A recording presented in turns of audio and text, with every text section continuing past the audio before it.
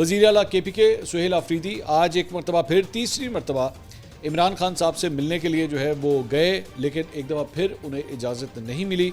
सुहेल आफरीदी इमरान खान से मुलाकात किए बगैर ही वापस चले गए। उनका नाम जो है वो मुलाकात करने वालों की फहरिस्त में शामिल था, लेकिन वो उनसे मुलाकात जो है वो नहीं हो सकी। नाके के ऊपर गुफ्तगू करते हुए उन्होंने कहा, जी हम तौहीन अदालत की पिटीशन दे रहे हैं, चूँकि 3 जजेस की हुक्म अदूली हुई है, हमारे कायद के केसेस की सुप्रीम कोर्ट में समाअत नहीं हो रही। हम सुप्रीम कोर्ट से ये कह रहे हैं कि हम हमारे वकला सब आपके साथ खड़े हैं, आप आइन की बालादस्ती कायम करें। पाकिस्तान में इंसाफ नहीं हो रहा, किसी के माँ पर फैसले हो रहे हैं। हम समझते हैं कि जिस दिन इंसाफ होगा, इमरान खान जेल से बाहर होगा। जजेस ने तो खुद ख़त लिख रखे हैं कि इन फैसलों में मुदाखलत की जा रही है। हम जजेस से कह रहे हैं कि पाकिस्तान में जमहूरियत है और जमहूरियत में ताकत का सरचश्मा अवाम होती है। जजेस से उन लोगों के नाम बताएं जो फैसलों में मुदाखलत कर रहे हैं।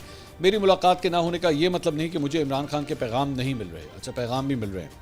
सहाफ़ी ने सवाल किया कि आपके मुताबिक आपको इमरान खान के पैगाम मिल रहे हैं, तो फिर काबीना तश्कील देने में क्या रुकावट है। उन्होंने जवाबन कहा कि सवाल ये है कि मुझे इमरान खान से क्यों मिलने नहीं दिया जा रहा, मैं अवाम के मैंडेट से यहाँ पे पहुँचा हूँ।